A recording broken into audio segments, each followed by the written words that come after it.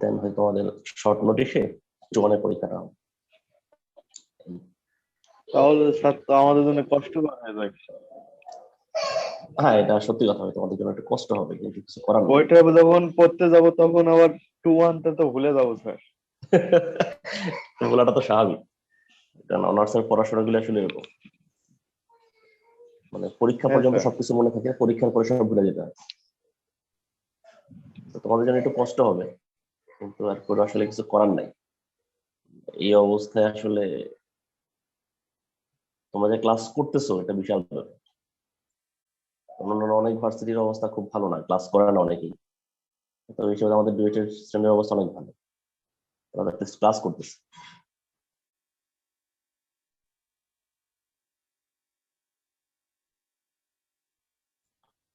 আচ্ছা, আমাদের already participant হচ্ছে 88।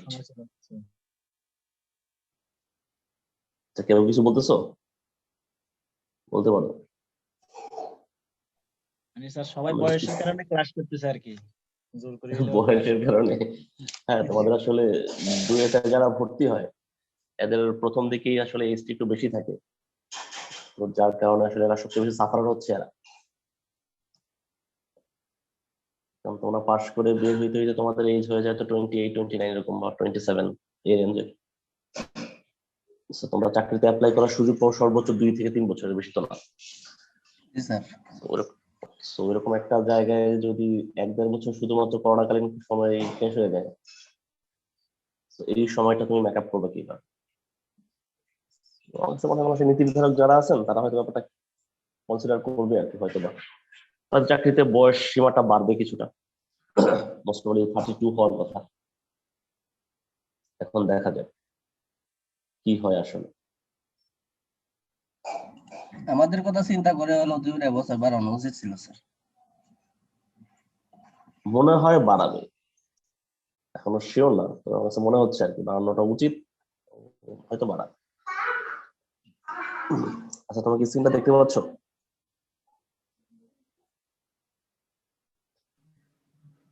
জি স্যার, দেখতে পাচ্ছি। ঠিক আছে। So, আমাদের এখানে পার্টিসিপেন্ট হচ্ছে, হ্যাঁ, 100+। তো ক্লাসটা মনে হয় শুরু করা যায়। তো তোমাদের ক্লাসটা শুরু হওয়ার কথা ছিল 28 তারিখ থেকে। So, ওই সপ্তাহটা হয়তো ক্লাসটা করে দেওয়া হয়নি। আজকে থেকে তোমাদের অফিসিয়ালি ক্লাস শুরু। আমরা চেষ্টা করব ক্লাসটাকে যতটা লাইভলি নেওয়া যায়, যাতে তোমাদের উপর প্রেশারটা যাতে কম পড়ে। সো ক্লাসের মধ্যেই সর্বোচ্চ পরিমাণে এফোর্ট দেওয়া হবে, যাতে ক্লাসের বাইরে তোমাদের এক্সট্রা পড়তে না হয়, ক্লাসে যতটুকু বোঝানো যায় ম্যাক্সিমাম। ঠিক আছে। সো ক্লাসটা শুরু করার আগে অ্যাটলিস্ট আমার পরিচয়টা দিয়ে নিই। আমি হচ্ছে মোহাম্মদ শাহাবুদ্দিন। আমার অনার্স এবং মাস্টার্স ছিল সিলেট শাহজাহান ইউনিভার্সিটি থেকে। দেন মনবসির স্কলারশিপ নিয়ে আমি জাপানে চলে যাই পিএইচডি করার জন্য। এখান থেকে পিএইচডি করি, পোস্টডক করি, দেন তোমাদের ডুয়েটে জয়েন করি। এই হচ্ছে মোটামুটি আমার পরিচয়। স্যার, হ্যাঁ প্লিজ বল। বিভিএল এর পূর্ণরূপ কি? এটা হচ্ছে বিজনেস ভেঞ্চার ল্যাবরেটরিজ। কারণ আমাদের যে ইউনিভার্সিটিতে পিএইচডি করি সেখানে বাইরের কিছু বড় বড় কোম্পানি যেমন হোন্ডা বা টয়োটা, এদের বিশাল পরিমাণ ফান্ড দেওয়া থাকে, সেটার উপর ভিত্তি করে পোস্টডক স্টুডেন্ট নেয়। আমি ওই ফেলোশিপের আন্ডারেই পোস্টডক করি।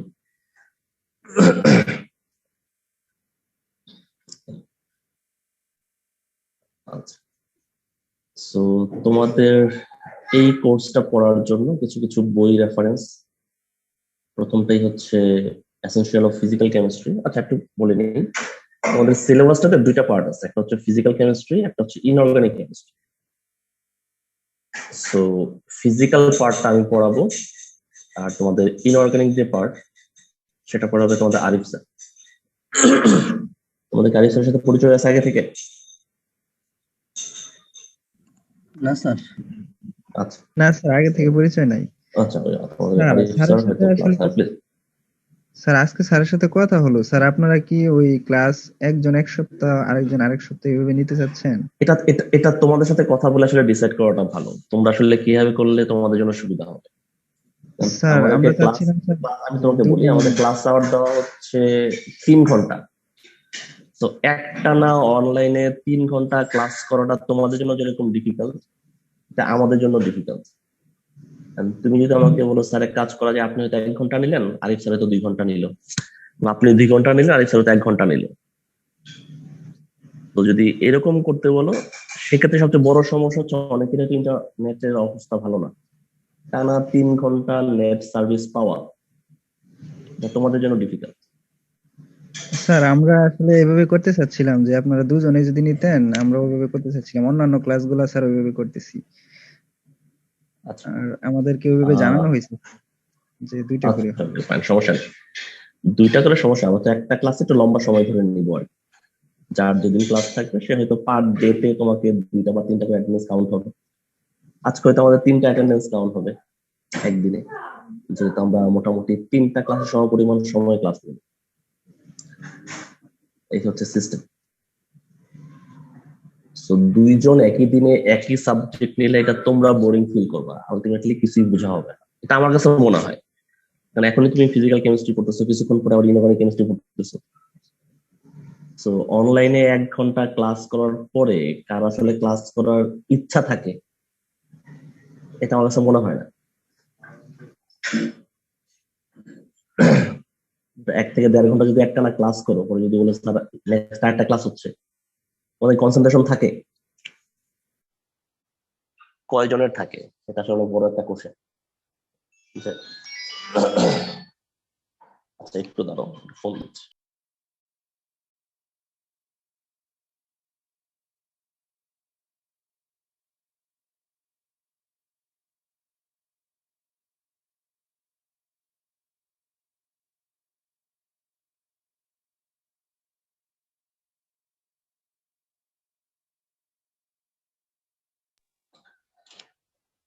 তোমরা আমাকে সাজেস্ট করো কোনটা করলে তোমাদের জন্য ভালো হয়।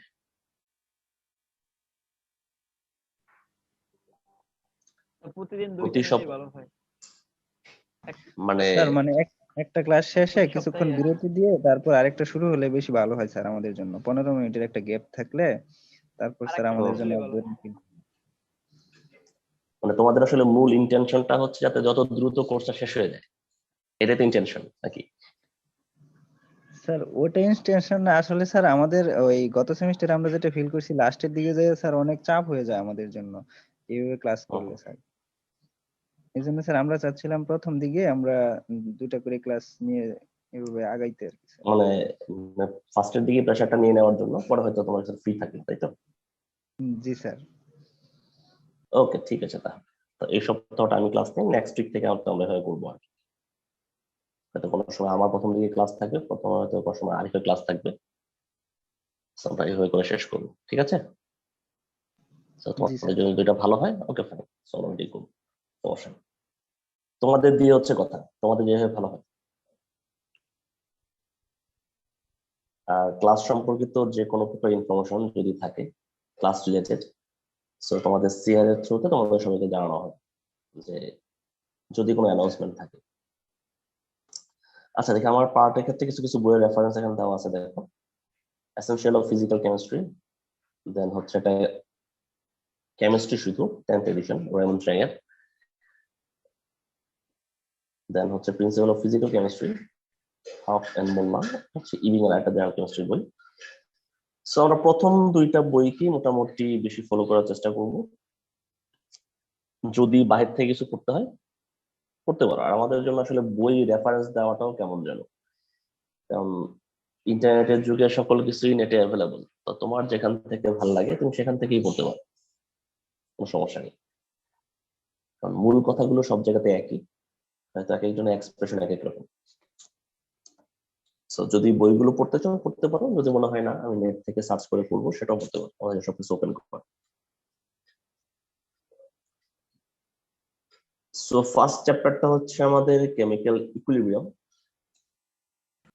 নাম শুনছো কখনো? রাসায়নিক সাম্যাবস্থা।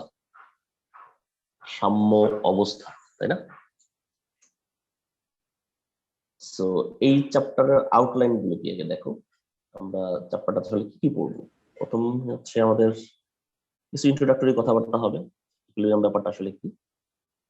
আমরা কিছু ডেফিনেশন পড়বো, রিভার্সিবল রিঅ্যাকশন কি, কেমিক্যাল ইকুইলিব্রিয়াম কি, দেন কেমিক্যাল ইকুইলিব্রিয়াম ক্যারেক্টারিস্টিক্স গুলো দেখবো, then law of mass action, equilibrium law, সবচেয়ে important part relation between KP and KC, যেটা আমাদের রিলেশনটা আসলে কি সেটা দেখবো। KP and KC related math গুলো করার চেষ্টা করবো, লাস্টেলিয়ার প্রিন্সিপালটা পড়বো, দেন ফাইনালি আমরা কিছু ন্যাচারাল এক্সাম্পল দেখবো কেমিক্যাল ইকুইলিব্রিয়ামের।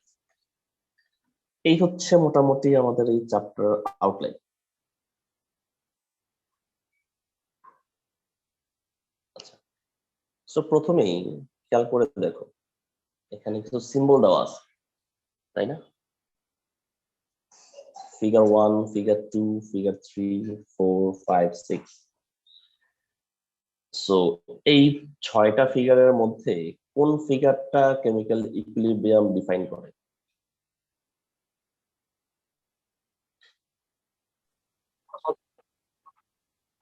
সবগুলোই? 3 নম্বর ফিগার। 3 নাম্বারটা। 6 নাম্বারটা সমস্যা কি?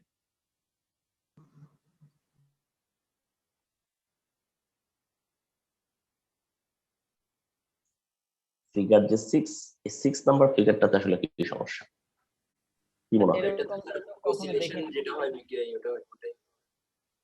হ্যাঁ, ক্লিয়ারলি বলো, সমস্যা নেই, কারণ আমাদের ক্লাসটা হচ্ছে শেখার জন্য, তাই না?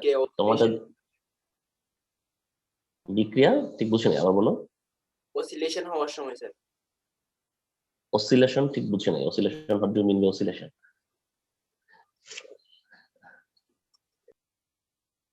অসিলেশন দ্বারা তুমি আসলে কি বোঝাচ্ছ সেটা বলো। Sir to and fro motion যেটা হয় আর কি স্যার, দুইটা কেমিক্যাল রিঅ্যাকশন হওয়ার সময় হয়তো রিঅ্যাকশন হয়ে আবার ওইদিকে যাচ্ছে, আবার এই পাশে চলে আসছে, এটা ওইটা ওই। আচ্ছা, জাস্ট আমি একটু বলি, তোমাদের সাথে হয়তো অনেক কিছু ম্যাচ করবে। ফার্স্ট যে ফিগারটা দেওয়া আছে দেখো, সিঙ্গেল অ্যারো, এটা দ্বারা মূলত একমুখী বিক্রিয়াকে ইন্ডিকেট করে, যে এই বিক্রিয়া শুধুমাত্র একদিকেই যাবে, সম্মুখ দিকে যাবে। পরের যে ফিগার, এই ফিগার তুমি কোথাও দেখবা না, এটা শুধুমাত্র অর্ধেক বিক্রিয়া। থার্ড যে ফিগার, সেটা হচ্ছে ইকুইলিব্রিয়ামের জন্য বেস্ট ফিগার, কারণ ইকুইলিব্রিয়াম বিক্রিয়াটা কিছুটা বিক্রিয়া সামনে যায় এবং একটা সার্টেন টাইম পরে আবার বিক্রিয়াটা ব্যাক করতে থাকে। তো বিক্রিয়াটা কখনোই সম্পূর্ণরূপে কমপ্লিট হয়, একটা সার্টেন টাইম পরে তার একটা ইকুইলিব্রিয়াম অবস্থায় চলে আসে। তো এই সকল বিক্রিয়ার ক্ষেত্রে আমরা থার্ড যে ফিগারটা আমাদের, আমরা এই ফিগারটাকে ইউজ করব ইকুইলিব্রিয়াম বিক্রিয়ার জন্য, থার্ড যে ফিগার। ওকে, ফিগার নাম্বার 4, এটা দ্বারা আসলে কি বোঝায়? সম্মুখ অ্যারোটা একটু বড়, পিছনের দিকের অ্যারোটা ছোট, কি মিন করবে? তো সামনের দিকে বিক্রিয়াটা অগ্রসর বেশি হয়, আর সামনের দিকের বিক্রিয়ার গতিটা বেশি এবং বিক্রিয়াটা ব্যাক পিছনের দিকে আসার গতিটা আসলে কম। তো এরকম টাইপের অনেক ধরনের বিক্রিয়া হয়, যেগুলো তো সামনের দিকের বিক্রিয়ার গতিটা অনেক বেশি থাকে।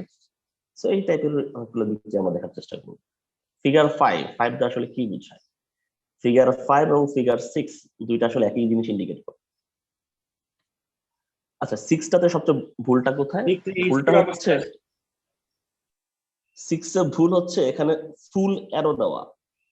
ফুল অ্যারো শুধুমাত্র যখন একমুখী বিক্রিয়া হয় সে সকল ক্ষেত্রে ফুল অ্যারোটা দেওয়া যায়। তো যেগুলোতে ইকুইলিব্রিয়াম বিক্রিয়া সেগুলোতে কখনোই ফুল অ্যারো দেওয়া যায় না। ক্লিয়ার? ফুল অ্যারো দেওয়ার মানে হচ্ছে বিক্রিয়াটা সম্পূর্ণরূপে সামনে যাচ্ছে। যদি ফুল অ্যারো তুমি ব্যাক দিকে দাও, মানে সম্পূর্ণ বিক্রিয়াটাই পিছনে চলে আসতেছে। যখন তুমি উভমুখী বিক্রিয়া দিবা, কিছুটা বিক্রিয়া সামনে আসে এবং কিছুটা বিক্রিয়া পিছনে চলে আসে, এটা সাম্য অবস্থায় থাকে। তো সে সকল ক্ষেত্রে অবশ্যই আমরা ফিগার 3টা ইউজ করবো। তো এই সিম্বলটার ক্ষেত্রে সতর্ক এই কারণে থাকা উচিত, কারণ তোমরা যেহেতু একবার ল্যাব করবা, ল্যাবে তোমাদের এই রিলেটেড অনেকগুলো এক্সপেরিমেন্ট আছে। তো ল্যাব রিপোর্টে অনেকেই দেখা যায় মার্কস কম আসে। কেন কম আসে? কারণ ছোটখাটো পয়েন্ট গুলোতে তোমরা ভুল করো। এটা হয়তো ছোট থাকতে তখন মানা যায়, জানার পরে যদি ভুল করতে থাকো সেটা অ্যাকসেপ্টেবল না। সো যদি আমাদের এই রিলেটেড কোনো এক্সপেরিমেন্ট আসে বা যদি কোনো ক্লাস টেস্টে পরীক্ষায় এই রিলেটেড কোনো অঙ্ক আসে বা যদি কোনো প্রমাণ আসে, সো অবশ্যই ইকুইলিব্রিয়াম চিহ্ন দেওয়ার সময় সতর্ক থাকবে যাতে ফিগার 3টা তোমরা ইউজ করো, ফিগার 5ও না, ফিগার 6ও। ক্লিয়ার? স্যার এই ফিগার 6টা একবার একটু বলেন তো। ফিগার 6 এখানে ফুল অ্যারো দেওয়া না,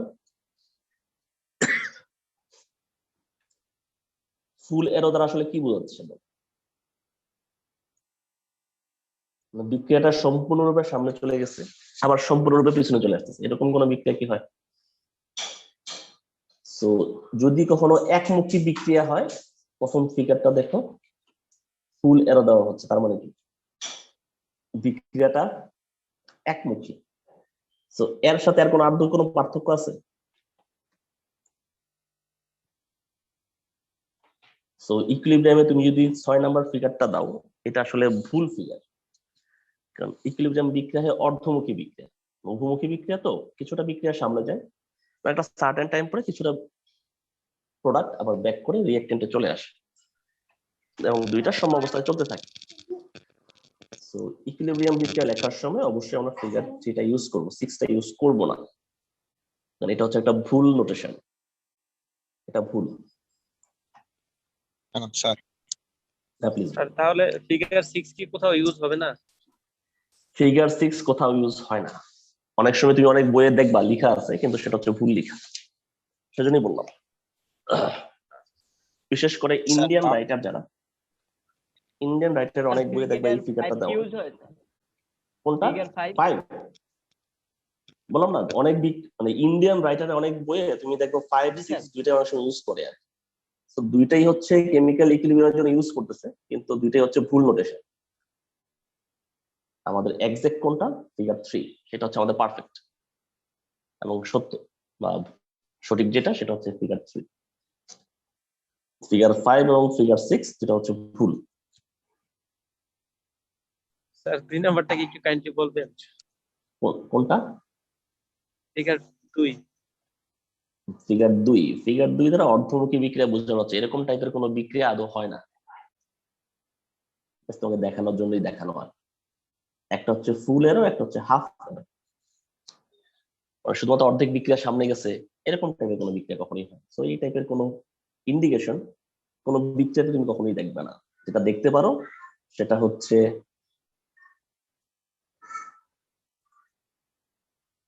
আইদার ফিগার 1 দেখবা, ফিগার 3টা দেখবা, এবং যেটা দেখা যায় সেটা হচ্ছে ফিগার 4। এই তিনটাই হচ্ছে মেইন। একটা হচ্ছে একমুখী বিক্রিয়া, একটা বহুমুখী বিক্রিয়া, আর যদি বিক্রিয়ার গতির তারতম্য থাকে সেটা হচ্ছে ফিগার 4। বাকি যে ফিগার গুলো আছে, ফিগার 2, ফিগার 5, ফিগার 6, ফিগার 2 তো কখনো দেখাই যায় না, কোয়াইট ইম্পসিবল ব্যাপার, এটা কখনোই হবে না। ফিগার 5 এবং ফিগার 6 এই দুইটা দ্বারা অনেক সময় ফিগার 3 তে যেটা লিখতেছি আমরা ইকুইলিব্রিয়াম বিক্রিয়া, সেটাকে ইন্ডিকেট করা হয়, কিন্তু এই দুইটা আসলে ভুল, রং।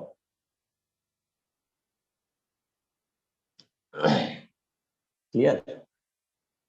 স্যার তার কথা হলো যে আমরা একমুখী এরো দ্বারা অসম্পূর্ণ বিক্রিয়া, কিন্তু তাহলে কিন্তু ফিগার 1 দ্বারা দুইটা অসম্পূর্ণ থেকে গেল না, যদি সম্পূর্ণ বিক্রিয়া হয় বহুমুখী তখন? ঠিক বুঝছেন, আবার বলুন, তোমার কোশ্চেনটা আরেকবার করো শুনি, কি যেন বলতেছিল, কে যেন কোশ্চেন করতেছিল, কোশ্চেনটা করো আবার ক্লিয়ারলি শুনি। স্যার বলতেছিলাম হুম। স্যার মানে একমুখী বিক্রিয়া যখনই করি আমরা সেটা হলো ফুল অ্যারো দ্বারা, যদি যদি মানে এই যে আমরা 3 নাম্বার ফিগারটা যে ব্যবহার করছি এটা কিন্তু অসম্পূর্ণ থাকলো না, কিন্তু অসম্পূর্ণ বিক্রিয়া। যদি সম্পূর্ণ বহুমুখী বিক্রিয়া হয় তখন আমরা কি অ্যারো ব্যবহার করব? বহুমুখী বিক্রিয়া কখনো সম্পূর্ণ হয় না, এটা সবসময় অসম্পূর্ণ থাকে। যদি সম্পূর্ণরূপে সামনেই চলে যায় তাহলে তো ফিগার 1, অসম্পূর্ণ থাকে দেখি তো ফিগার 3, তাই না? যদি সম্পূর্ণটাই রিঅ্যাকটেন্ট থেকে প্রোডাক্ট হয়ে যায় তাহলে কি ফিগার 3 দেওয়া দরকার আছে? আর কিন্তু ফিগার 1 ইউজ করতে পারো। স্যার আমরা যদি উভয়মুখী বিক্রিয়াকে যদি একমুখী করে দেখাতে চাই যে উভয়মুখী বিক্রিয়াকে আমরা দ্বিতীয়বার বিক্রিয়া ঘটাবো না, তো সেক্ষেত্রে আমরা কোন ধরনের চিহ্ন ব্যবহার করব? উভমুখী বিক্রিয়াকে কি করবো না? মানে দ্বিতীয়বার আবার বিক্রিয়া ঘটাবো না, যাতে ওটা আবার পূর্বের দ্বিতীয়বার অবস্থায় ফিরে না আসে। যাতে পূর্ব অবস্থায় ফিরে না আসে। আচ্ছা, এই জিনিসগুলো জি, আমরা আস্তে আস্তে ভিতরে পড়ি, ওই কাজও করা যায়, সবই দেখবো আস্তে আস্তে, ঠিক আছে? এটা জাস্ট ইন্ট্রোডাকশন, সিম্বল গুলো দেখলে তোমার কোশ্চেন আনসার আশা করি তুমি ক্লাস শেষে পেয়ে যাবো। আর তাই একটু ভিতরে যাই, জি স্যার। তোমার কোশ্চেনটা মাথায় থাকলো আমার। হ্যাঁ, আর একটু ভিতরে যাই, দেখো তোমার কোশ্চেন আনসার আসে কি। আচ্ছা, এখানে কিছু ইমেজ দেওয়া আছে, খেয়াল করে ফিগার 3 যেটা, সেটা কি ইকুইলিব্রিয়াম ইন্ডিকেট করে? না স্যার, ফিগার 3 এর জন্য মূলত কোন চিহ্নটা অ্যাপ্লিকেবল মূলত? ফিগার 2। স্যার, ফিগার 3 এর জন্য ফিগার 4টা হচ্ছে সুইটেবল, তাই না? 4টা একদিকে বেশি একদিকে কম। 4 নাম্বার তো হ্যাঁ, 4 নাম্বার ফিগার। তো এখানে সবচেয়ে ভালো ইকুইলিব্রিয়াম অবস্থা আছে কোনটা? ফিগার 2, যেটা ফিগার 2 সাম্য অবস্থা, সমান সমান অবস্থা। জাস্ট একটা চিত্র দেওয়া আর কি। তো দেন আমাদের পরে যে ডেফিনেশন গুলো আসে, জাস্ট বোল্ড যে লেখাটা আছে সেটা একটু পড়ে দেখো। রিভার্সিবল রিঅ্যাকশন আসলে ডেফিনেশনটা কি? A reaction which can go in the forward and backward direction simultaneously is called a reversible reaction. আমরা ওই বিক্রিয়াটাকে রিভার্সিবল রিঅ্যাকশন বলবো, যে রিঅ্যাকশনটা সামনে এবং পিছনের দিকে একইভাবে ঘটতে থাকে। যেমন এক্ষেত্রে আমরা যে এক্সাম্পলটা সেট করছি, a প্লাস বি থেকে সি প্লাস ডি তৈরি হচ্ছে, তুমি খেয়াল করে দেখছো এখানে কি চিহ্ন দেওয়া হয়েছে?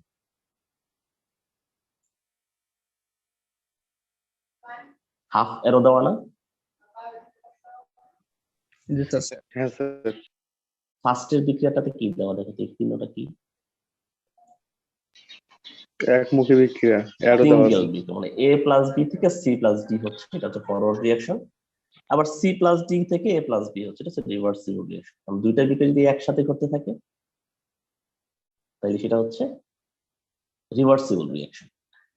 এবং এক্ষেত্রে কি হয়, সম্মুখ বিক্রিয়া এবং পিছনের দিকের বিক্রিয়া একই সাথে ঘটে, সাইমালটেনিয়াসলি ঘটে। এখন একটা এক্সাম্পল নিচে দেওয়া আছে, দেখো নাইট্রোজেন ডাইঅক্সাইড, ডাইনাইট্রোজেন টেট্রাঅক্সাইড, এই টাইপের যে বিক্রিয়াগুলো হয় সেটা হচ্ছে রিভার্সিবল রিঅ্যাকশনের একটা এক্সাম্পল। ঠিক আছে, জাস্ট একটা সিঙ্গেল এক্সাম্পল দেওয়া হয়।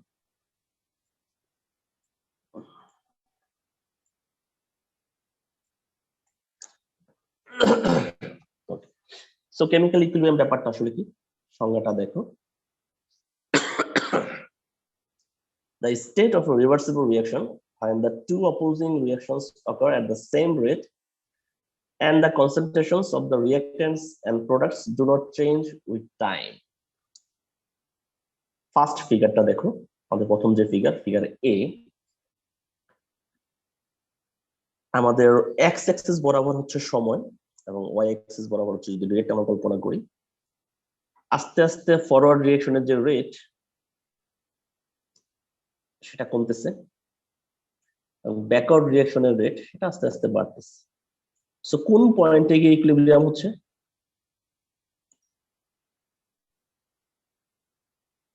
যদি আমরা চিত্রটা এইভাবে লিখতাম, ধরে নাও এই এই এই চিত্রটা আসলে কি বোঝায়?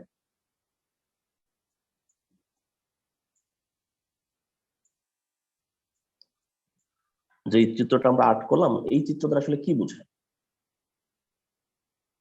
এই যে পয়েন্ট এখানে আমরা স্টপ করে দিলাম, তার মানে কি বিক্রিয়া কি স্টপ হয়ে যাবে? তো ওখান থেকে রিভার্স রিঅ্যাকশন শুরু হবে। না না, এই যে পয়েন্টটাকে আমরা এখানে স্টপ বিক্রিয়া করে হবে, দিলাম, তবে ওই পয়েন্টে স্যার বিক্রিয়া হবে, কিন্তু ফরওয়ার্ড রিঅ্যাকশন এবং রিভার্সিভ রিঅ্যাকশন সমান হবে, আর রেট সমান হবে। রেট সমান হবে। সো যদি রিভার্সিবল রিঅ্যাকশন বা কেমিক্যাল ইকুইলিব্রিয়াম যদি চিত্র আমরা প্রথম এই চিত্রটা দেই, এটা কি সঠিক চিত্র? এটা অবশ্যই ভুল চিত্র, কারণ বিক্রিয়া স্টপ হয়ে যায় না, বিক্রিয়া চলতে থাকে, তাই না? যার কারণে এই যে সোজা লাইনটা, সোজা লাইন মানে কি, এই পয়েন্ট থেকে ফরওয়ার্ড রিঅ্যাকশনের যে রেট এবং ব্যাকওয়ার্ড রিঅ্যাকশনের যে রেট দুইটা সমান সমান। সাপোজ তোমার কাছে হয়তো 100টা নাইট্রোজেন ডাইঅক্সাইড ছিল, সেখান থেকে 50টা বিক্রিয়া করে ডাইনাইট্রোজেন টেট্রাঅক্সাইড তৈরি করলো। কয়টা বিক্রিয়া করছে? 50টা, তাই তো? সো 50টা বিক্রিয়া করার পরে কতগুলো নাইট্রোজেন টেট্রাঅক্সাইড তৈরি হয়েছে? আর 50টা তৈরি হয়েছে ধরে নাও। সো 50টা তৈরি হওয়ার পরে ওই ডাইনাইট্রোজেন টেট্রাঅক্সাইড ভাঙতে থাকে, আবার ভেঙে আবার নাইট্রোজেন ডাইঅক্সাইড তৈরি করতে থাকে। এই যে ভাঙা এবং গড়া, এই দুইটার রেট তখন সমান হয়ে যায়। পরের ফিগারটা দেখো, ইকুইলিব্রিয়াম পয়েন্ট থেকে, এই যে ইকুইলিব্রিয়াম পয়েন্ট, এই যে পয়েন্ট, এই পয়েন্ট থেকে দুইটার কনসেন্ট্রেশন কি সমান না? একটু দেখো এই ফিগার দ্বারা কি বুঝো? এই যে দুটা লাইন সমান্তরাল যাচ্ছে, তার মানে কি? ইকুইলিব্রিয়ামে যাওয়ার পরে রিঅ্যাকট্যান্ট এবং প্রোডাক্টের ঘনমাত্রা সমান সমান থাকে। দুটা সমান্তরাল রেখা কখনো কি মিলা সম্ভব? রেলের পাতের মতো সমান্তরাল রেখা কখনো মিলে না স্যার। মিলে না। তার মানে কোন একটা বিক্রিয়া ইকুইলিব্রিয়ামে যাওয়ার পরে রিঅ্যাকট্যান্ট এবং প্রোডাক্টের ঘনমাত্রা সমান সমান থাকে, চেঞ্জ হয়। এক্সাম্পল দেখি আমরা, আরো ক্লিয়ার হবে আমাদের। আচ্ছা, হ্যালো,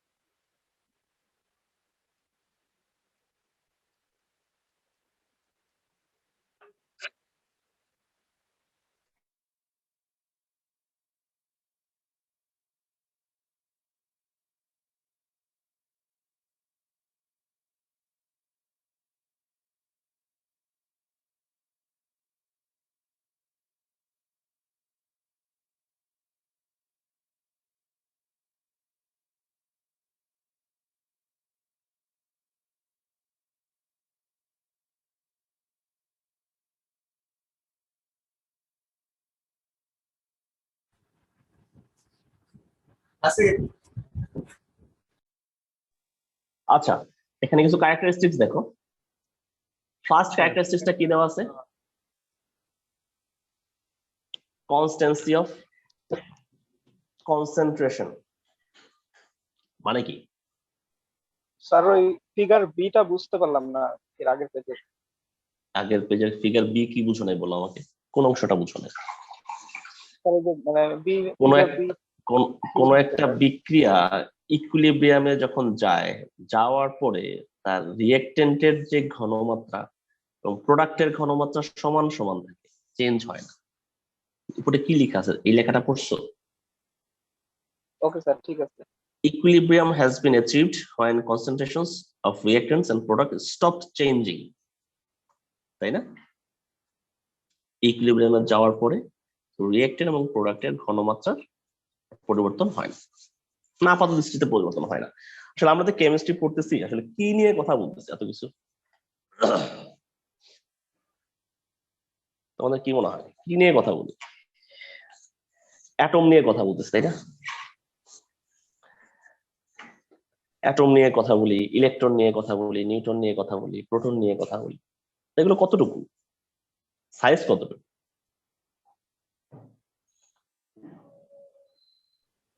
হ্যাঁ, খুবই ক্ষুদ্র। স্যার অনেক ছোট। কতটুকু ক্ষুদ্র? কতটুকু ক্ষুদ্র আইডিয়া আছে? না স্যার। 10 মিটার। কত মিটার? অ্যাটমের স্যার 10 ইনভার্স 10 মিটার। 10 ইনভার্স 10 মানে কি? 10 লিখে দশমিক দিয়ে 10টা শূন্য দিয়ে পরে হচ্ছে একটা, তাই তো? এরকম। আচ্ছা, ছোট একটা এক্সাম্পল বলি, সেটা হচ্ছে ধরো যদি নিউক্লিয়াসকে ম্যাগনিফাই করে তোমাদের খেলার যে মাঠটা আছে, এই মাঠের সমপরিমাণ করা যায়, কোনটাকে? নিউক্লিয়াস, তাই না? নিউক্লিয়াসটাকে যদি ম্যাগনিফাই করে তুমি মোটামুটি তোমার মাঠের সমপরিমাণ করো, এবং সেই মাঠটার মাঝখানে যদি তুমি একটা সরিষা রাখো,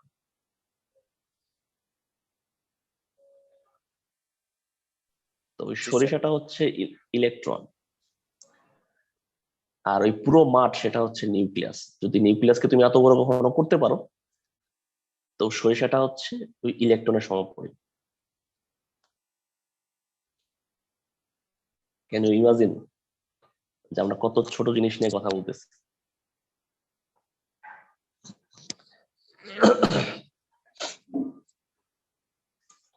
So, অনেক ছোট ছোট জিনিস নিয়ে কথা বলা, ঠিক আছে? এটা জাস্ট বোঝার জন্য স্যার এই একটা example বিষয়গুলা বলা। কি পুরাই কল্পনা নাকি? না না, পুরোপুরি কাল্পনিক না, কারণ সায়েন্স অনেক আগে গেছে, এবং এরকম অনেক মাইক্রোস্কোপ আছে যেগুলোতে ইলেকট্রন পর্যন্ত দেখা যায়। স্যার ইলেকট্রনের ভিতরে তো আবার ওই যে ফোটন, তারপরে আরো কত কিছু থাকে, ইলেকট্রনের তাইলে ভিতরে ওগুলার আরো অস্তিত্ব ফোটন কিভাবে আছে, ফিল করে? সাব অ্যাটমিক পার্টিকেল, অনেক আছে। কয়েকদিন আগে লার্জ হ্যাড্রন কোলাইডালে সেখানে হিগ বোসন কণাও পাওয়া গেল, যেগুলোর স্থায়িত্বর কাল ছিল 10⁻⁻13 বা -14 সেকেন্ডেরও কম। এরকম পার্টিকেলও পাওয়া যাচ্ছে। তো সায়েন্স আসলে সামনে যাচ্ছে আর কি, আগাচ্ছে। জি স্যার। তো তোমার কাছে আজকে যেটা সত্য, এটা হয়তো আজ থেকে 10 বছর পরে সত্য নাও হতে পারে, চেঞ্জ হতে পারে, তাই না? তো সায়েন্স নিয়মিত চেঞ্জ হবে, নতুন নতুন থিওরি আসবে, নতুন নতুন কনসেপ্ট আসবে। আর কেমিস্ট্রি যদি বলো যে কেমিস্ট্রির ইতিহাস আসলে কতটুকু, কেমিস্ট্রির জনক কে? ফ্রেডরিক বলার। কেমিস্ট্রির জনক হচ্ছে জাবির ইবনে হায়াম, কেমিস্ট্রির জনক বলা হয়। তো কত বছর পুরাতন এই কেমিস্ট্রির জিনিসগুলো, বা মানুষ কতদিন থেকে কেমিস্ট্রি গুলো জানা শুরু করছে? অনেক প্রাচীন কাল থেকে কেমিস্ট্রি, খুব বেশি না, সমাজে ধরো 200 বছর 300 বছর, এর বেশি তো না। তো এই যে ফান্ডামেন্টাল জিনিসগুলো এগুলি আগে ছিল না, আগে ছিল, মানুষের তো জিনিসগুলো নিয়ে খুব একটা মাথা ঘামাইতো না। তো এই ব্যাপারগুলো আস্তে আস্তে মানুষের নজর আসা শুরু করছে, আজ থেকে ধরো 250 বা 300 বছর আগে থেকে মানুষ এগুলো নিয়ে চিন্তা করা শুরু করছে। আপেল কি শুধু নিউটনের মাথায় পড়ছে, আগে কি আপেল পড়তো না? হ্যাঁ, নাকি নিউটনই ফার্স্ট দেখছে আপেল যে পড়ে? স্যার পড়তো, কিন্তু ওইভাবে কেউ চিন্তা করে না এই বিষয়টা। ওইটাই এক্স্যাক্টলি ওইটাই, মানে সবকিছু এই ফেনোমেনাগুলো আগে থেকেই ছিল, মানুষ ওইভাবে চিন্তা করে নাই। So as a graduate student, মানুষের বয়স যখন 25 ক্রস করে, 25 ইয়ার্স এর পরে মানুষের ব্রেনের ক্যাপাসিটি সব সমান হয়। মানুষ তখন মাল্টি ডাইমেনশনাল চিন্তা করতে পারে, যেই চিন্তাটা তুমি আজ থেকে 10 বছর আগে করতে পারতো না, তুমি এখন দেখো অনেক দিকের চিন্তা তুমি করতে পারো, তোমার মাথা অনেক দিকে কাজ করে।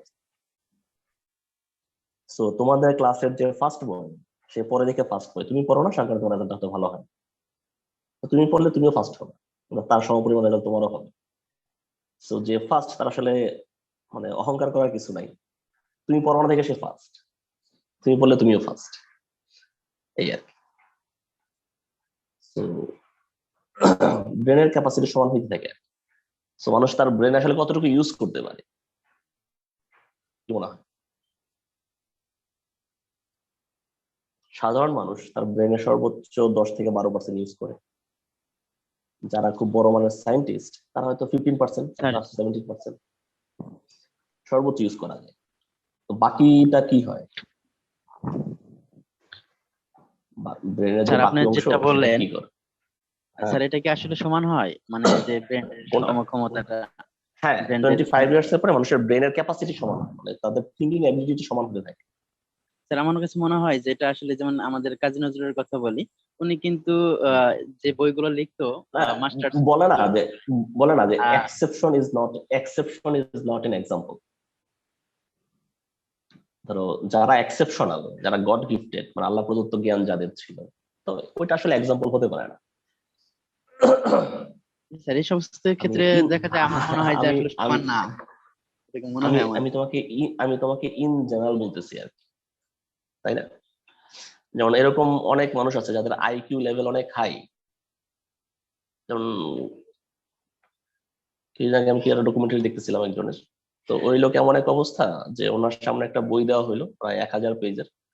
উনি জাস্ট বইগুলো পড়লেন এবং পড়ার পরে দেখা যাচ্ছে কোন পেজে কি আছে না আছে সব বলতে পারতেছে। তো তার ব্রেনের আইকিউ কিরকম বা তার লেভেলটা কিরকম। তো এগুলো হচ্ছে এক্সেপশনাল মানুষ। আমি ইন জেনারেলের কথা বলতেছি। পুরো পৃথিবীতে লোক কত এখন 700 কোটির উপরে। তো এই সংখ্যাটা হচ্ছে 0.00001% কম এই লেভেলের মানুষ যারা। তুমি কাজী নজরুলের কথা বলতেছো, রবীন্দ্রনাথের কথা বলো, টলস্টয়ের কথা বলো, যার কথাই বলো, সক্রেটিসের কথা বলো, যার কথা বলো, যারা এরকম বড় মানের ফিলোসফার বা রাইটার, তাদের কথাই বলো, এরা হচ্ছে গড গিফটেড ব্রেন ছিল। তো এটা আসলে আমাদের আমজনতার সাথে মিশে আসলে লাভ নাই, ওনারাই। আমি জেনারেলের কথা বলতেছি। 25 ইয়ার্স এর পরে মানুষের মোটামুটি ব্রেনের ক্যাপাসিটি সমান হয়ে যায়, চিন্তা করার এবিলিটির সমান হতে থাকে। তোমাকে দিয়ে কল্পনা করো, তুমি আজ থেকে 10 বছর আগে কিভাবে চিন্তা করতে পারতা, আর তুমি এখন কিভাবে চিন্তা করতে পারো। চেঞ্জ কি হয় নাই? এবং তোমাদের ক্লাসে যতজন ফ্রেন্ড আছে, যতজন স্টুডেন্ট আছে, সবার সাথে কথা বলে দেখো, সবারই মোটামুটি যে কোনো কিছু বুঝার ক্ষমতা প্রায় সেম। সবাই সবকিছু বুঝতেছে। আমি কি ভুল বললাম? ঠিক আছে, মনে হয় বুঝার কথা। সেজন্যই বলো। তুমি তোমার ব্রেনটাকে কাজে লাগাও। কিছু সমস্যাটা হচ্ছে, ধরো আসলে পার্থক্যটা আসলে কোথায় হয়? পার্থক্যটা হচ্ছে কেউ কোনো একটা জিনিস ধরো এখন একবার পড়লে কারো মনে থাকে, যার হয়তো ব্যাপারটা মাথায় ঢোকানোর এবিলিটি অনেক বেশি থাকে। কেউ হয়তো ওই পড়াটা জাস্ট 2বার বা 3বার পড়লে মনে থাকে। এই হচ্ছে পার্থক্য, আর কিছু। তুমি হয়তো 2বার এফোর্টটা দিচ্ছ না, আর হয়তো 2বার এফোর্টটা দিচ্ছে, এই কারণে তো পার্থক্যটা হয়ে যাচ্ছে। আচ্ছা, আমরা ক্যারেক্টারিস্টিক্স দেখতেছিলাম। ফার্স্ট ক্যারেক্টারিস্টিক্সটা ছিল যে কনস্ট্যান্সি অফ কনসেন্ট্রেশন। কোন একটা বিক্রিয়ায় ইকুইলিব্রিয়ামে যাওয়ার পরে রিঅ্যাকটেন্ট এবং প্রোডাক্টের ঘনমাত্রা সমান সমান, ঘনমাত্রা খুব একটা চেঞ্জ হয় না, যেটা আমরা চিত্র দ্বারা দেখতেছিলাম, তাই না? বিক্রিয়া ইকুইলিব্রিয়ামে যাওয়ার পরে রিঅ্যাকটেন্টের যে ঘনমাত্রা এবং প্রোডাক্টের যে ঘনমাত্রা দুইটা সমান সমান থাকে। এটা হচ্ছে একটা ক্যারেক্টারিস্টিক্স। দ্বিতীয়টা কি বলছে? Equilibrium can be initiated from either side. যে কোনো একটা ইকুইলিব্রিয়াম যে কোনো সাইড থেকে শুরু হতে পারে। তুমি যদি হাইড্রোজেন এবং আয়োডিন দাও, সেটা দিয়ে যেরকম ইকুইলিব্রিয়ামটা স্টার্ট করা সম্ভব। তুমি বিক্রিয়াতে হাইড্রোজেন আয়োডাইড দিলাম, সেখান থেকেও হাইড্রোজেন আয়োডাইড তৈরি হবে, সেটাও সম্ভব। দুই দিক থেকে ইনিশিয়েট হতে পারে। Equilibrium can not be attained in an open vessel. আমাকে ক্লাসটা শুরু হওয়ার সময় কেউ একটা কোশ্চেন করছিল, স্যার যদি এরকম হয় যে কোনো একটা ইকুইলিব্রিয়াম বিক্রিয়া আমরা চাচ্ছি শুধু সামনের দিকেই যাবে, পিছনের দিকে আসবে না, এরকম কি করা সম্ভব কিনা? যখন কোশ্চেন করছিল না এটা? জি স্যার। হ্যাঁ, আচ্ছা, আমি জাস্ট একটা এক্সাম্পল লিখি, দেখো বোঝা যায় কিনা। ক্যালসিয়াম, আমার এখানে এটা লেখা যাচ্ছে ভালো মতো।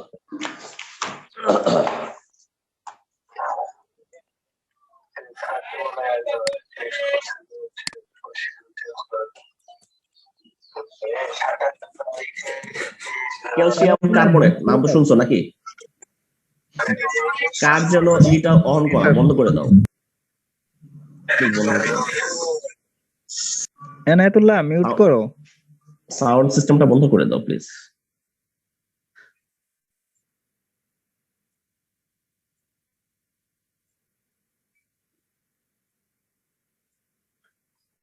ক্যালসিয়াম কার্বনেট থেকে ক্যালসিয়াম অক্সাইড হয়, কার্বন ডাই অক্সাইড হয়। এটা হচ্ছে একটা ইকুইলিব্রিয়াম বিক্রিয়া। আবার ক্যালসিয়াম কার্বনেট থেকে calcium oxide, carbon die oxide, সেটা সিঙ্গেল অ্যারো দিয়েও লেখা যায়। আচ্ছা, এটা হচ্ছে এই যে নোটেশন এস, এই যে গ্যাস, এটা হচ্ছে এস। ওকে, সো ক্যালসিয়াম কার্বনেট সলিড থাকে, এর থেকে ক্যালসিয়াম অক্সাইড তৈরি হয় এবং কার্বন ডাই অক্সাইড তৈরি হয়। আবার ক্যালসিয়াম কার্বনেট থেকে এটা একমুখী বিক্রিয়াও হয়। কিভাবে হয়? মানে এটার ক্ষেত্রে দুইটাই সম্ভব, বহুমুখী বিক্রিয়া হওয়াও সম্ভব, আবার একমুখী বিক্রিয়া হওয়াও সম্ভব। আমাদের 3 নাম্বার যে ক্যারেক্টারিস্টিক্সটা, সেটা খেয়াল করে দেখো। Equilibrium can not be attained in an open vessel. যখন আমরা ইকুইলিব্রিয়ামটা দিচ্ছি, এই বিক্রিয়াটা হচ্ছে কোথায়? একটা বদ্ধ পাত্রের ভিতরে, তাই না? আর যখন আমরা ইকুইলিব্রিয়াম পরিবর্তে সিঙ্গেল অ্যারো দিব, একমুখী বিক্রিয়া, তখন এটা হবে কোথায়?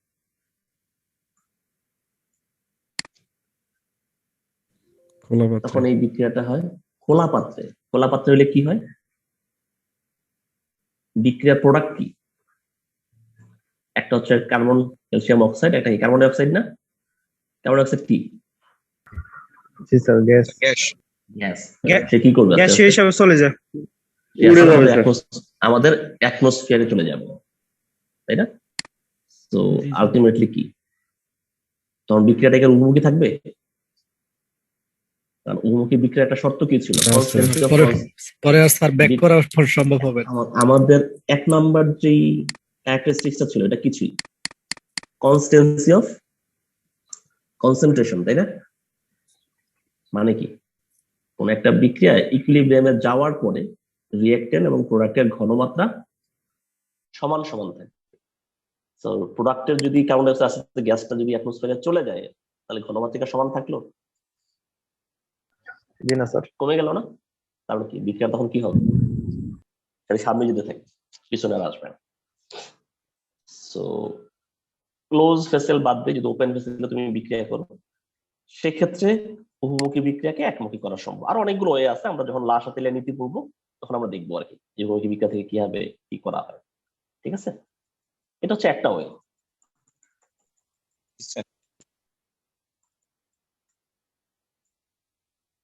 ওকে, 4 নাম্বারটা কি? A catalyst can not change the equilibrium point. ক্যাটালিস্টের কি কাজ? ক্যাটালিস্ট কি কাজ করে? বিক্রিয়ার গতি বৃদ্ধি করা অথবা বিক্রিয়ার গতি মন্থর করা। ক্যাটালিস্টের মেইন কাজই হচ্ছে বিক্রিয়ার গতিকে বাড়ানো বা বিক্রিয়ার গতিকে কমায় দেওয়া। ধরো কোনো একটা বিক্রিয়া, ধরো এখানে যে বিক্রিয়া দেওয়া আছে, হাইড্রোজেন এবং আয়োডিন বিক্রিয়া করে হাইড্রোজেন আয়োডাইড তৈরি করে। ঠিক আছে, হাইড্রোজেন আয়োডাইড। তো যদি আমি এই বিক্রিয়াটা ইকুইলিব্রিয়ামে যেতে যদি 1 ঘন্টা লাগে, আমরা যদি সামান্য কিছু ক্যাটালিস্ট ইউজ করি, তো এই বিক্রিয়া ইকুইলিব্রিয়ামে যেতে কত সময় লাগবে? ধরো 10 মিনিট লাগে। ক্যাটালিস্ট মূলত কি কাজটা করলো? সময়টাকে কমাই দিল, তাই না? সো ক্যাটালিস্টের কাজই হচ্ছে বিক্রিয়ার গতি বাড়াবে বা বিক্রিয়ার গতি কমাবে। আলটিমেটলি ইকুইলিব্রিয়ামের উপরে তার কোনো হাত নেই। কোনো একটা বিক্রিয়া ইকুইলিব্রিয়ামে চলে যাওয়ার পরে তারখান থেকে ক্যাটালিস্ট আসলে কোনো কাজ করে না। এটা ব্যাপারটা ক্লিয়ার?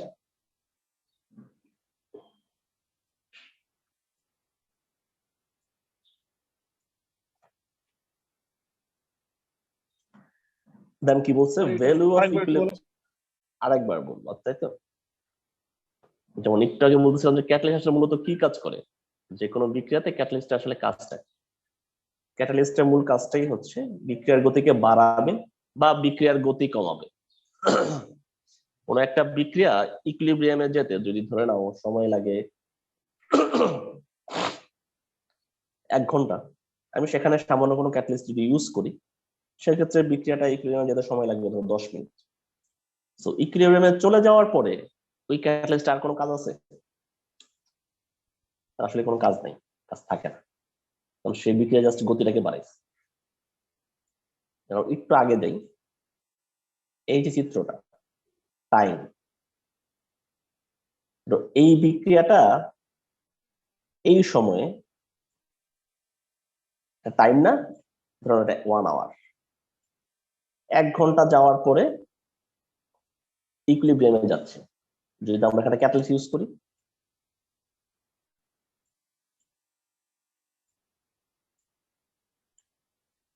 সো এই বিক্রিয়া ইকুইলিব্রিয়াম যাবে কখন?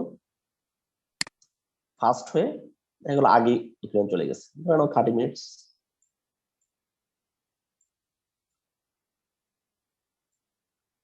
সো জাস্ট বিক্রিয়ার গতিটাকে বাড়াচ্ছে। ইকুইলিব্রিয়াম যাওয়ার পরে ওই ক্যাটালিস্ট আসলে কোনো ফাংশন থাকে, তারপর কোনো কাজ করে না। সো যদি কখনো পরীক্ষাতে এরকম কিছু আসে যে কোনো একটা ইকুইলিব্রিয়াম বিক্রিয়া দেওয়া হলো, একটা ক্যাটালিস্টের নাম উল্লেখ করে দেওয়া হলো, যে বিক্রিয়ার উপরে ক্যাটালিস্টের প্রভাবটা আসলে কি এক্সপ্লেন করা যাবে? ধরো যে কোনো একটা বিক্রিয়া দিয়ে তারপর আমাদের প্রথম বিক্রিয়াটা যদি দেওয়া হয়, ধরো এই এক্সাম্পলটি দেওয়া হলো পরীক্ষাতে, এই বিক্রিয়াটা দিয়ে এখানে একটা সাপোজ তোমাকে বলা হলো এখানে আয়রন হিসেবে ক্যাটালিস্ট ইউজ করলাম, বা ম্যাগনেসিয়াম দিয়ে দিলাম ক্যাটালিস্ট, বা ভ্যানাডিয়াম যাই দেবো না কেন, বলা হলো এই ক্যাটালিস্টটার ইফেক্ট কি বিক্রিয়ার উপরে, এক্সপ্লেন কর। করা যাবে না? স্যার সেক্ষেত্রে তো আমার আগে জানতে হবে না যে মানে ক্যাটালিস্টটা ইউজ বিক্রিয়াটা করছি সেটাকে আসলে বিক্রিয়ার গতি বৃদ্ধি করে নাকি হ্রাস করে, এক্স্যাক্টলি। ওইটা তো এখন আগে জানতে এখন হবে, তাই না? এখন যদি তোমার কিছু মেনশন করা না থাকে, দেন তোমাকে দুইটা ফেনোমেনাই ব্যাখ্যা করতে হবে। জি স্যার, বুঝতে পারছি। ঠিক আছে? যদি বিক্রিয়ার গতি বাড়ায় তাহলে সে তার ইফেক্ট কি হবে, যদি বিক্রিয়ার গতি কমে তাহলে ইফেক্ট কম হবে, যেটা ব্যাখ্যা করতে হবে। তো এটাই হচ্ছে ট্রিকি পয়েন্ট, যে তোমাকে আসলে কোশ্চেনটা পরে বুঝা কোশ্চেনটা আসলে কি লেখা আছে, কারণ কোশ্চেন বোঝাটা হচ্ছে অর্ধেক পরীক্ষা। তুমি ক্যাটালিস্টের নাম দেখলা, ব্যাখ্যা করা শুরু করে দিলা, এটাই দেখলা না আসলে মেনশন করা আছে কিনা, গতি কি বাড়ায় না কমায়, কিছু লেখা নাই। কিছু লেখা না থাকা মানে কি, আমাকে দুইটা অবশ্যই ব্যাখ্যা করতে হবে। যদি লেখা থাকে তাহলে ওইটার উপর ভিত্তি করে ব্যাখ্যা করা। আচ্ছা, সো এখানে একটা কোশ্চেন হয় অনেক সময় যে equilibrium reaction is a dynamic process, explain the phenomena যদি বলা হয়, বা explain the statement. Equilibrium reaction হচ্ছে একটা ডাইনামিক, গতিশীল প্রক্রিয়া, এটা কি ব্যাখ্যা করা সম্ভব?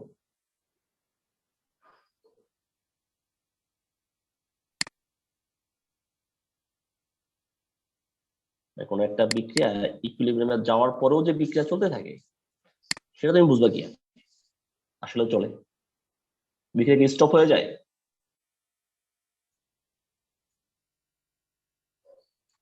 আমাদের যে চিত্রে কি স্টপ হয়ে গেছে কোথাও, কি স্টপ? না স্যার, স্টপ হয় না স্যার। চলতেছে, এই যে বিক্রিয়া চলতেছে তুমি এটা বুঝবা কিভাবে? খালি চোখে বোঝা সম্ভব না স্যার। সো এটা বোঝা যায় কিভাবে আসলে, যদি কখনো তোমাদের কোশ্চেন হয় এরকম, শো দ্যাট বা প্রুভ দ্যাট বা explain that equilibrium reaction is a dynamic process, এটা এক্সপ্লেন করা যায় কিভাবে? সো আসলে কঠিন কিছুই না। এই যে বিক্রিয়াটা দেওয়া আছে এখানে, কি বিক্রিয়া এটা? একটা হাইড্রোজেন আয়োডিন কি তৈরি করতেছে? হাইড্রোজেন আয়োডাইড, তাই না? আয়োডাইড। হ্যাঁ। সো এই ভেসেলের ভিতরে বাহির থেকে যদি কোনোভাবে ট্রেস অ্যামাউন্ট, ট্রেস মানে কি, মানে খুবই সামান্য পরিমাণে, ধরো 1 ফোঁটা, সামান্য 10টা 20টা যদি এরকম সম্ভব হয়, যদি রেডিও অ্যাক্টিভ আয়োডিনের পারমাণবিক সংখ্যা কত? 53 স্যার। পারমাণবিক ভর কত? 107। 127। কত? 127। 127। আচ্ছা যাই হোক, 127 বা 129 যাই হোক না কেন, আয়োডিনের একটা রেডিওয়েটিভ আইসোটোপ আছে, সেটা হচ্ছে 135 মোস্ট প্রবাবলি, আমার এক্স্যাক্টলি মনে নেই, মনে হয় 135 হওয়ার কথা বা 137 এরকম কিছু একটা। আচ্ছা, এই যে রেডিও অ্যাক্টিভ আয়োডিন স্টার দেওয়া, এই আয়োডিনটাকে ইউজ করা হয় কোথায়? যাদের বাড়ি পশ্চিমবঙ্গের দিকে, পশ্চিমবঙ্গ বলতে আমাদের নর্থ বেঙ্গলের দিকে, আমাদের উত্তরবঙ্গ যেটাকে বলে আমরা উত্তরবঙ্গের দিকে, ওদিকে অনেকেরই গলগণ্ড রোগ হয়। গলগণ্ড রোগের সাথে পরিচিত তোমরা? মনে হয় পরিচিত হওয়ার কথা, মানে গলাটা একটু ফুলে যায়। আয়োডিনের অভাবে। হ্যাঁ, আয়োডিন ডেফিসিয়েন্সির কারণে গলগণ্ড রোগটা হয় মনে হয়। সো ওই সকল পেশেন্টকে মূলত এই রেডিও অ্যাক্টিভ আয়োডিন দ্বারা ট্রিটমেন্ট করা হয়। ঠিক আছে, ওকে, আমি যেটা বলছিলাম আসলে, তো আমাদের এই বিক্রিয়াতে যদি আমরা ট্রেস অ্যামাউন্টে ধরো 1 ড্রপ পরিমাণে, সামান্য পরিমাণে একটু রেডিওঅ্যাক্টিভ আয়োডিন দিয়ে দিই, আই স্টার বিক্রিয়াতে সামান্য পরিমাণে বাইরে থেকে অ্যাড করে দিই, বা মনে হলো না আয়োডিন দিব না, আমরা একটু ডিউটেরিয়াম দিলাম। ডিউটেরিয়াম তো ছিল নাকি? জি স্যার। বিশুদ্ধ পানি। এটা হচ্ছে হাইড্রোজেনের একটা আইসোটোপ, তাই না? আইসোটোপ, আইসোটোন, আইসোবার, নাম শুনছো? শোনার তো কথা। জি স্যার। আইসোটোপ, আইসোটোপটা হচ্ছে পারমাণবিক সংখ্যা সেম থাকবে, জাস্ট ভর সংখ্যাটা চেঞ্জ। ওকে, ধরো আইদার তুমি ডিউটেরিয়াম দিলা সামান্য পরিমাণে, বা সামান্য পরিমাণে রেডিওঅ্যাক্টিভ আয়োডিন দিলা। তো সার্টেন টাইম পরে ইকুইলিব্রিয়ামে যাওয়ার পরে দেখা যায় কিছু পরিমাণে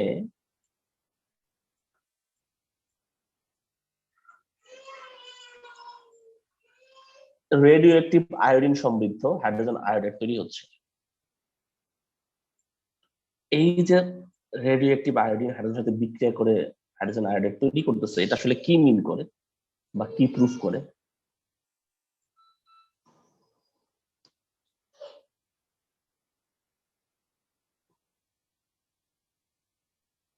বিক্রিয়াটা এখনো চলতেছে, ফোকাস করতেছে। তার মানে হচ্ছে বিক্রিয়াটা বিক্রিয়াটা এখনো ইকুইলিব্রিয়ামে কন্টিনিউয়াস যাওয়ার চলতেছে। পরেও, বিক্রিয়াটা ইকুইলিব্রিয়ামে যাওয়ার পরেও বিক্রিয়া হচ্ছে, তাই না?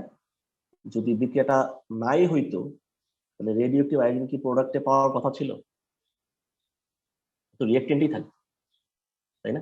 যদি বিক্রিয়া সামনে না যেত, যদি ডাইনামিক না হইতো, গতিশীল না হইতো। তো এটা হচ্ছে একটা এক্সাম্পল আর কি, যে বিক্রিয়াটা যে আসলেই গতিশীল সেটা প্রমাণ করা যায় কিভাবে? যদি বিক্রিয়াটা ট্রেস অ্যামাউন্টে থাকবে স্যার।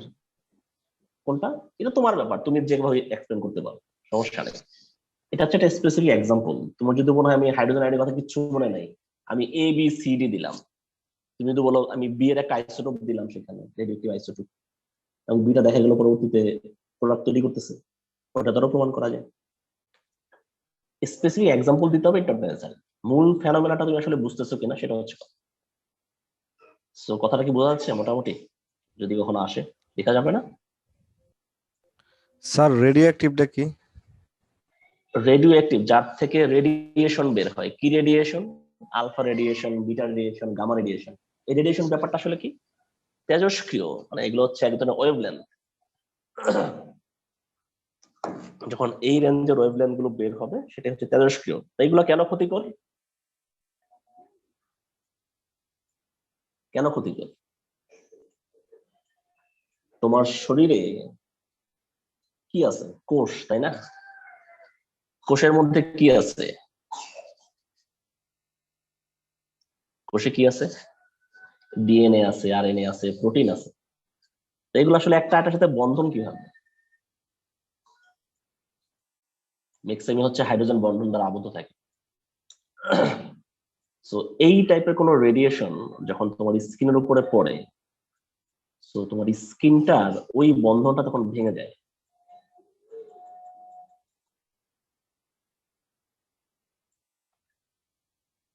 এই টাইপের কোন সূত্র কখনো দেখছো?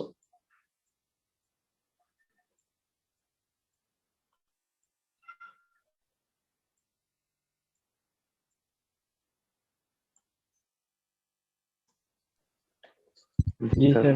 জি স্যার দেখছি। দেখো এখানে ই দ্বারা কি বোঝায়? এনার্জি। ই হচ্ছে এনার্জি, ল্যামডা হচ্ছে ওয়েভলেন্থ, এইচ হচ্ছে প্লাঙ্ক কনস্ট্যান্ট, নিউ হচ্ছে ফ্রিকোয়েন্সি। সো তোমার ওয়েভলেন্থের পরিমাণ যত ছোট হবে এনার্জি কি হবে? বেশি হবে স্যার। এনার্জি তত বেশি হবে। তার মানে যে সকল ওয়েভলেন্থের পরিমাণ যত ছোট তাদের এনার্জি তত বেশি। স্যার স্যার সূত্রটা ভুল আছে, সি বাই ল্যামডা হবে। সি বাই ল্যামডা কম্পাউন্ড ইস হবে নিবে না, না, সমস্যা নেই। ওকে, সমস্যা নেই, যাই হোক। ভেলোসিটি হবে, ভেলোসিটি হবে। তুমি ওখানে সি এর কথা বলতেছো? ওকে, সমস্যা, লাইটের একই সূত্র, ভেলোসিটি তো একই তো। একই কথা, সমস্যা। ওকে, তো ল্যামডার মান যত ছোট হবে তার এনার্জিটা তত বড় হবে। সেটা বলার উদ্দেশ্যটা হচ্ছে আমরা যে আলফা রেডিয়েশনের কথা বললাম বা বিটা রেডিয়েশনের কথা বললাম বা গামা রেডিয়েশনের কথা যেটাই বললাম, তো এই রেডিয়েশনগুলো আমার ক্ষতি করে কেন? কারণ তাদের এনার্জি অনেক বেশি এবং ওয়েভলেন্থ হচ্ছে অনেক ছোট। এবং ওই এনার্জি তোমার বডির ওই সকল হাইড্রোজেন বন্ড, প্রোটিনের মধ্যে যে সকল বন্ডিং গুলো থাকে সেগুলোকে ভাঙতে সক্ষম। এবং এই যে তোমার বন্ধন ভেঙে দিল বডিতে, অনেকে বলে না কিছু কিছু কেমিক্যাল কার্সিওজেনিক, এই ওয়ার্ডটা শুনছো কখনো? কার্সিওজেনিক, কার্সিওজেনিক বলতে কি বুঝো? কার্সিওজেনিক মানে হচ্ছে যেটা ক্যান্সার তৈরি করে। ক্যান্সার কি? কোষের অস্বাভাবিক ক্যান্সার বৃদ্ধি। হচ্ছে তোমার শরীরের কোষের অস্বাভাবিক বৃদ্ধি। তো তোমার এই রেডিয়েশন পড়ার কারণে তোমার যে বন্ধনটা ভেঙে গেল, তোমার বডিতে নতুন যে কোষটা থাকলো এখন, সেই কোষটা বডি তখন চিনতে পারে না, ওই কোষটা অটো মিউটেট হতে থাকে। তখন দেখা যায় ছোট ছোট টিউমার হয়ে যায় বডিতে, যেটাকে ক্যান্সার বলি আমরা, স্কিন ক্যান্সার যেটাকে বলা হয়। সো বলে না যে অতিরিক্ত রোদে ইউভি রেডিয়েশনটা যখন অনেক বেশি থাকে, ইউভি ইন্ডেক্স যখন বেশি থাকে, ওই সময় বাইরে যাওয়াটা ঠিক না। কারণ ওই রেডিয়েশন তোমার বডির মিউটেট করে দিতে সক্ষম, বডির সেলগুলোকে শরীরে ক্যান্সার তৈরি করতে সক্ষম। তো এর থেকে বাঁচার জন্য কি করে? লোশন ইউজ করি না অনেক সময়, স্কিন প্রোটেক্টেড লোশন,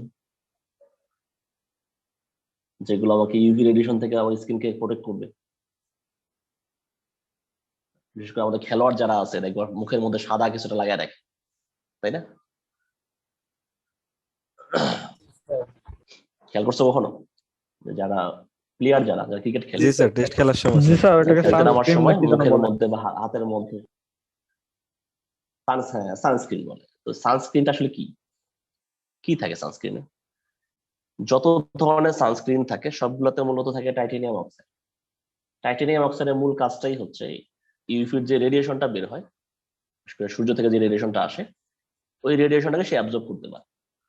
সো ওই টাইটেনিয়াম অক্সাইড সে নিজে অ্যাবজর্ব করে থাকলো, তো বডিতে সেটা ঢুকলো না, পেনিট্রেট করতে পারলো না। তো এই হচ্ছে কাজ, সানস্ক্রিনের কাজ। তো যেটা বলতেছিলাম যে ইকুইলিব্রিয়াম বিক্রিয়ার যে ডাইনামিক প্রসেস, সেটাকে আসলে ব্যাখ্যা করা যাবে? যে কোনো একটা রেডিওটিভ আইসোটোপ সামান্য পরিমাণে দিয়ে জাস্ট প্রোডাক্টে যে সেটা যাচ্ছে সেটা এক্সপ্লেন করে দাও, আর কিছু। ওকে, দেন কি আছে দেখো, দেন হচ্ছে ল অফ মাস অ্যাকশন।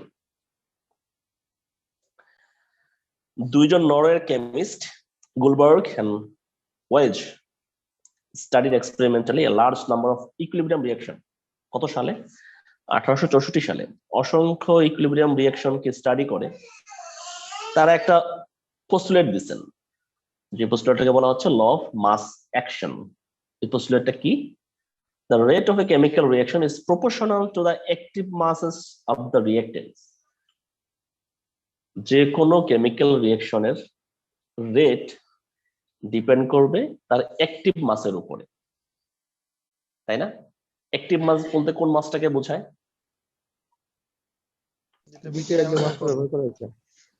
তার মানে যতটুকু বিক্রিয়া, যতটুকু রিঅ্যাক্টেন্ট বিক্রিয়ায় অংশগ্রহণ করলো। সাপোজ তুমি বিরিয়ানি খেতে খুব পছন্দ করো, তোমার সামনে যদি বড় পাতিল, মানে বড় পাতিলের এক পাতিল বিরিয়ানি দেয়, পুরো পাতিল বিরিয়ানি খাওয়া সম্ভব?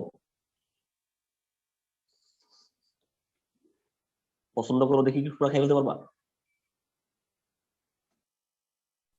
না স্যার, পসিবল না। কতটুকু খাওয়া সম্ভব? যতটুকু তোমার পেটে, ক্যাপাসিটি আছে স্যার, তাই না? জি। সর্বোচ্চ যতটুকু, ধরো 1 প্লেট বা 2 প্লেট, যে খুব বেশি পছন্দ করো, বেশি খাও 3 প্লেট হাইয়েস্ট, এর বেশি কখনোই খাওয়া সম্ভব। তো তোমার সামনে যদি 1 হাঁড়ি বিরিয়ানিও দেওয়া হয়, তুমি সর্বোচ্চই 1-2 প্লেটই খাও, বেশি খাবা না। তো কোনো একটা বিক্রিয়া, ধরো সাপোজ কোন একটা বিক্রিয়াতে, জাস্ট এক্সাম্পলটা এক্সপ্লেন করি, ধরো 1 গ্রাম হাইড্রোজেন আছে, বিক্রিয়া থেকে কি দেখা যায়? একটা হাইড্রোজেন একটা আয়োডিনের সাথে বিক্রিয়া করে, একটা হাইড্রোজেনের পারমাণবিক ভর কত? গ্রাম পারমাণবিক ভর যদি বলি, 1 হাইড্রোজেনের গ্রাম পারমাণবিক ভর কত? এক না? আচ্ছা, আর আয়োডিনের গ্রাম পারমাণবিক ভর 127 127 গ্রাম, তাই না? কিন্তু বিক্রিয়া থেকে কি দেখা যায়? 1 গ্রামের হাইড্রোজেন 127 গ্রাম আয়োডিনের সাথে বিক্রিয়া করতে পারে। সো আমি যদি বিক্রিয়াতে 500 গ্রাম আয়োডিন দেই, বিক্রিয়া করবে কতটুকু? 127 গ্রাম। 27 গ্রাম। যদি 1000 গ্রাম আয়োডিন দেই, ওই সেম 127 গ্রাম বিক্রিয়া করবে। হাইড্রোজেনটা আবার লিমিটেড, তাই না? হাইড্রোজেন যদি তুমি হও, 127 গ্রাম যদি তোমার সেই বিরিয়ানি হয়, আর যদি 500 গ্রাম কেন 1000 গ্রাম 1 লাখ গ্রাম দাও, যাই দাও না কেন, খাওয়া হবে কতটুকু? ওই 127 গ্রাম পর্যন্তই খাওয়া সম্ভব, এর বেশি বিক্রিয়া করা সম্ভব। সো এই 127 গ্রামটাই হচ্ছে তার অ্যাক্টিভ মাস। এটাকে যদি বলি molar term active mass is mean the molar concentration of number of mole per liter. যেমন হাইড্রোজেনের 1 গ্রাম মানে কত মোল? 1 মোল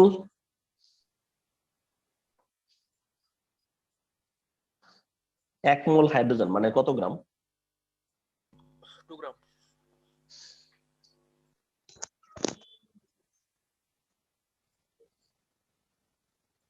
1 মোল হাইড্রোজেন, এটা কিন্তু অণু, H2 দেখছো? এটা আমরা অণু লিখতেছি। তাহলে 1 গ্রাম হাইড্রোজেন মানে কত মোল? সো যদি 2 গ্রাম হাইড্রোজেন 1 লিটার পানিতে দ্রবীভূত থাকে, তাহলে সেটাকে আমরা কি বলবো? সাইন ভাই সেটা একটু বলে মতো ক্লাসে জয়েন করতে। তোমরা মোলারিটি পড়ছো না? মোলারিটি, মোলালিটি, নরমালিটি এডমিশন টেস্টে। জি স্যার, পড়ছি স্যার। সো যদি 2 গ্রাম পরিমাণ হাইড্রোজেন 1 লিটার পানিতে দ্রবীভূত থাকে, সেটা কত মোলার সলিউশন? 1 molar solution. সেটা হচ্ছে 1 মোলার সলিউশন, কারণ 1 মোল হাইড্রোজেন অণুর ভর হচ্ছে 2 গ্রাম। মোলারিটি কি? মোল পার লিটার, তাই না? ইউনিট। সো 2 গ্রাম হাইড্রোজেন যদি 1 লিটার পানিতে দ্রবীভূত থাকে, সেটাকে বলা হবে 1 মোল 1 মোলার হাইড্রোজেন সলিউশন। এখন যদি 1 গ্রাম ডিসলভ করি 1 লিটার পানিতে, 0.5 হবে স্যার। 0.5 এক্স্যাক্টলি। এটা বোঝা যাচ্ছে? একইভাবে 127 গ্রাম হচ্ছে আয়োডিনের পারমাণবিক ভর, মানে একটা আয়োডিন পরমাণুর ভর হচ্ছে 127। তাহলে আয়োডিন অণুর ভর কত? 127 ইন্টু 2 না? 254। দুইটা পরমাণু 254। সো 127 গ্রাম যদি 1 লিটার পানিতে দ্রবীভূত থাকে, তাহলে সেটা কত মোলার? Semi molar. 0.5 একই 0.5 এক্স্যাক্টলি ওই কথাটা এখানে লেখা আছে। আয়োডিন হচ্ছে 0.5।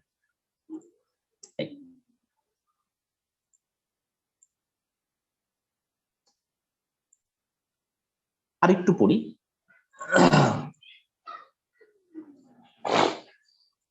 এটাই হচ্ছে আমাদের ক্লাস পড়া এই পেজ। যেহেতু প্রথম দিন আমরা একটু একটু করে পড়ি। ওকে, ইকুইলিব্রিয়াম লটা আসলে কি? এখন পর্যন্ত আমরা যা পড়লাম, let us consider a general reaction a plus b থেকে c plus d হচ্ছে, and let থার্ড ব্র্যাকেট দিয়ে a b c d কি বোঝায়?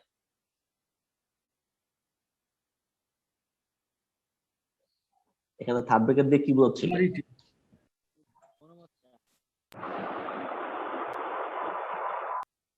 Third bracket H2, third bracket I2 কি হচ্ছে? মোলার বোঝাচ্ছে নাকি স্যার? কি লেখা এটা? মোলার দ্রবণ, মোলার কনসেন্ট্রেশন, মোলার ঘনমাত্রা। ঠিক আছে? সো যখনই আমরা মোলার ঘনমাত্রা ইউজ করব, অবশ্যই আমরা থার্ড ব্র্যাকেট দিই। এটা একটা শেখার জিনিস, যে ফার্স্ট ব্র্যাকেট যদি দেই বা সেকেন্ড ব্র্যাকেট যদি দেই, যদি কোনো ব্র্যাকেটই না দিই তাহলে হবে না। মোলার ঘনমাত্রা প্রকাশ করার জন্য অবশ্যই থার্ড ব্র্যাকেট ইউজ করতে হবে। ওকে, সেটা বিক্রিয়া কল্পনা করলাম এ থেকে a প্লাস বি, যার থেকে তৈরি হবে c প্লাস d,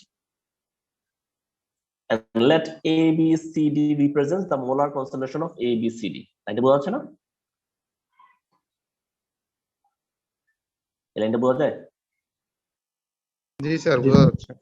ওকে, সো যদি আমরা ইকুইলিব্রিয়াম পয়েন্টে ল অফ মাস অ্যাকশন কল্পনা করি, ইকুইলিব্রিয়াম পয়েন্টের রেট অফ ফরওয়ার্ড রিঅ্যাকশন কি হবে? Rate of forward reaction is proportional to the active mass of the reactant, তাই না? law of mass action তাই বলে নাকি? কি ছিল? The rate of a chemical reaction is proportional to the active masses of the reactants, তাই না? Chemistry ব্যাপারটা হচ্ছে এরকম, মানে প্রতিটা টপিক পরবর্তী টপিকের সাথে ইন্টার রিলেটেড, লিংক করা। তো যদি কোথাও কোনো কিছু মিসিং করো, সো পরেরটা বোঝাটা একটু টাফ। কি বলতেছে দেখো, according to law of mass action rate of forward reaction is proportional to molar concentration of AB। So equilibrium চিহ্ন যদি তুলতে নাও তাহলে কি দিতে হয়? একটা ইকুইলিব্রিয়াম কনস্ট্যান্ট দিতে হয়, সেটা হচ্ছে K1 ধরে নিলাম। So rate of reversible reaction কি হবে? একই হবে প্রপোর্শনাল CD। সো ইকুইলিব্রিয়াম চিহ্ন তুলে দাও, কি হবে? K2 হবে, where K1 and K2 are rate constant for the forward and reversible reaction. So equilibrium point কি হয়? দুইটাই সমান হবে। Rate of forward reaction equal to rate of reversible reaction, দুইটাই সমান হয়ে যায়। সো 1 নং সমীকরণ 2 নং সমীকরণের মধ্যে কি পাওয়া যায় দেখো। সো আমরা লিখতে পারি K1 AB equal to K2 CD। So constant গুলোকে আলাদা করে রাখো, আর মোলার কনসেন্ট্রেশনকে আলাদা করো। So at any specific temperature, K1 by K2 is constant since both K1 and K2 are constant. দুইটা কনস্ট্যান্ট যদি ভাগ দাও তাহলে যেটা বের হবে সেটাও একটা constant. So K1 by K2 is called equilibrium constant. এই মানটা বা এই কথাটা মনে রাখা ভালো। এটাকে বলে ইকুইলিব্রিয়াম কনস্ট্যান্ট এবং এটাকে রিপ্রেজেন্ট করে কি? K1 by K2। K1 by K কি বলে? ইকুইলিব্রিয়াম কনস্ট্যান্ট, এবং এটাকে সিম্পলিফাই করা হয় কি দ্বারা? Kc দ্বারা। আমরা আস্তে আস্তে Kp কে সি দিকে ঢুকতেছি। The subscript C indicates that the value is in terms of concentration.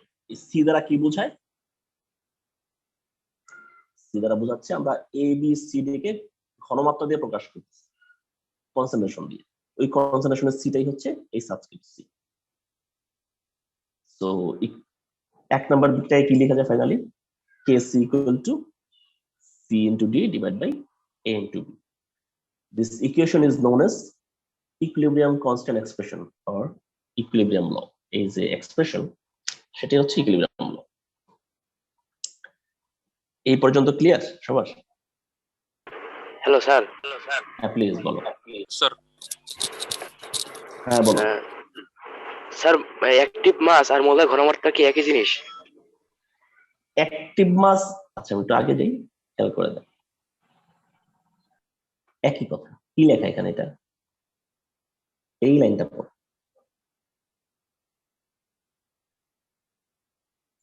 কি লেখা আছে এখানে?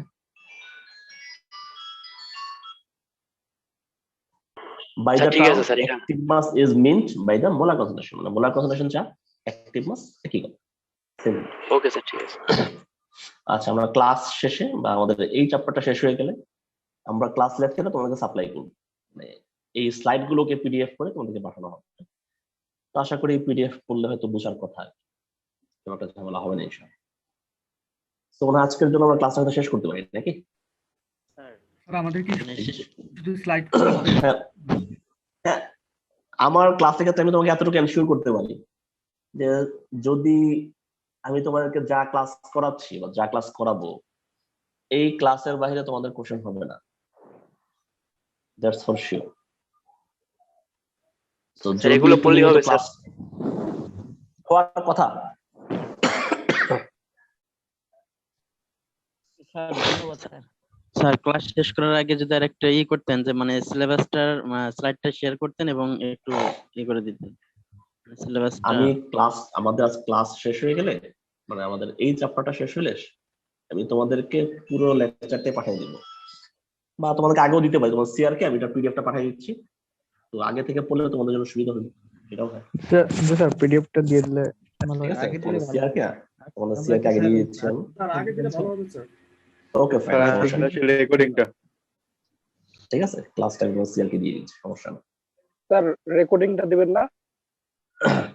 রেকর্ডিং খুব বেশি দরকার? স্যার দিলে ভালো হয়।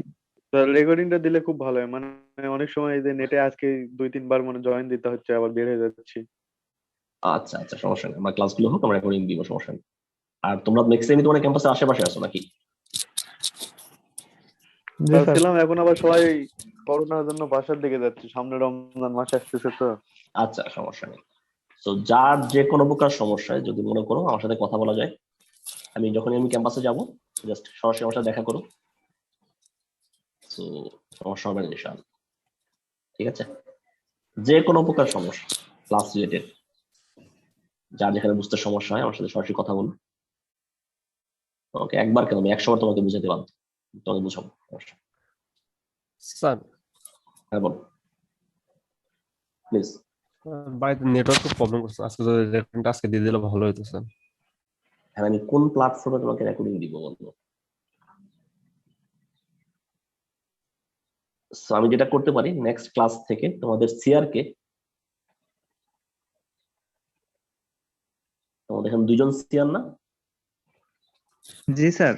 একজন হচ্ছে আলমগীর, আরেকজন কে জানো, ভুলে গেলাম। আচ্ছা, একজন আলমগীর, একজন রাহাত। তো নেক্সট ক্লাস থেকে আমি তোমাদের 2জনকেই রেকর্ডিং এর পারমিশনটা দিয়ে দিব। ঠিক আছে, তো ক্লাস শুরু হওয়ার সাথে সাথে তোমাদের যে রেকর্ডিং করবো ওইটা তুমি তোমাদের ফ্রেন্ডদের মধ্যে দিয়ে দিবে। আমার তো ল্যাপটপ নেই স্যার, যারা ল্যাপটপ আছে ওরা করলে ভালো হয়। আচ্ছা, কে করতে ইচ্ছুক বলো, যে কোনো একজন বলো যে রেকর্ডিংটা করতে ইচ্ছুক। আব্দুল সালাম স্যার। ওই আব্দুল সালাম হলে ভালো হয় স্যার, ওর এখানে। আব্দুল সালাম, আইডি কত আব্দুল সালামের? আব্দুল সালাম, তুমি শুনতে পাচ্ছ? একটু রেসপন্স করো, দেখা যাবে। 40 সালাম, আইডি 40। ওকে, সো আমরা নেক্সট ক্লাস থেকে আইডি 40 তাকে আমি পারমিশন দিব ক্লাসটাকে রেকর্ডিং করার জন্য।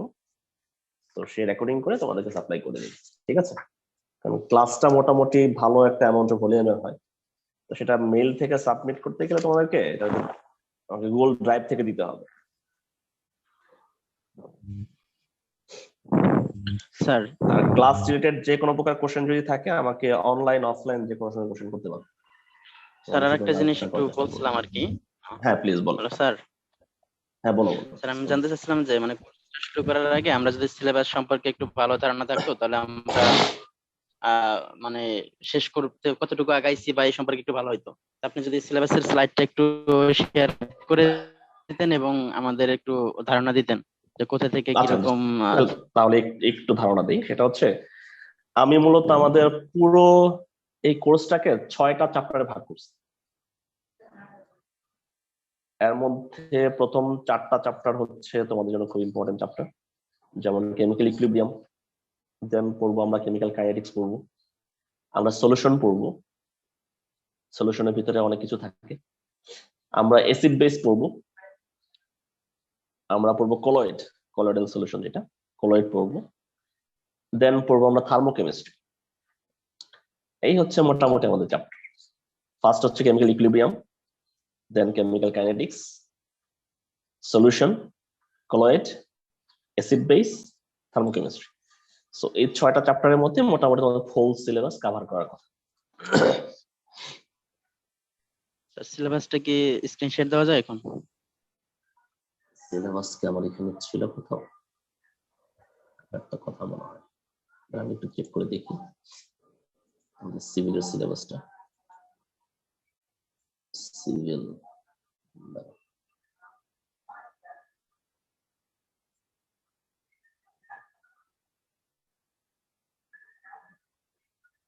chemistry 1 chemistry 2 হ্যাঁ হ্যাঁ দেওয়া যায়।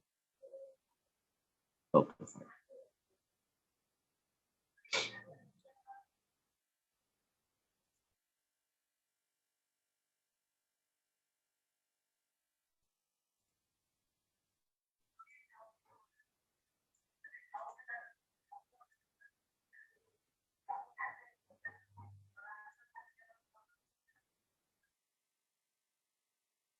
দেখা যাচ্ছে?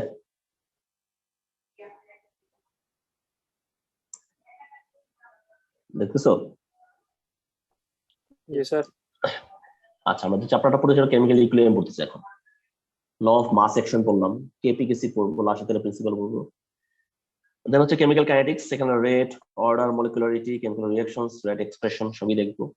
দেন হচ্ছে আমাদের সলিউশন আছে, আমরা কোলিগেটিভ প্রপার্টিজ পড়বো, অসমোসিস দেখবো, সেখানে ডিস্ট্রিবিউশন ল আছে, আমাদের আছে কলয়েড। দেন হচ্ছে আমাদের এখানে আছে দেখো পিএইচ এন্ড বাফার সলিউশন। তো যখন আমরা পিএইচ পড়তে নিব, পিএইচ পড়তে গেলে অবশ্যই আমাদের অ্যাসিড বেসটা চলে আসবে তখন। তো সেটা মূলত অ্যাসিড বেস দিয়ে আমরা চালিয়ে দিচ্ছি এই। তো চ্যাপ্টার যদি হিসাব করো, থার্মোকেমিস্ট্রি একটা, কেমিক্যাল ইকুইলিব্রিয়াম দুইটা, কেমিক্যাল কাইনেটিক্স তিনটা, সলিউশন চারটা, কোলিগেটিভ প্রপার্টিজ সাথে সবকিছু চলে আসে, অসমোসিস সবকিছু। কোলিগেটিভ প্রপার্টিটা মূলত সলিউশনের মধ্যে চলে আসে একবার। হ্যাঁ কি বলো ঠিক বুঝি নাই।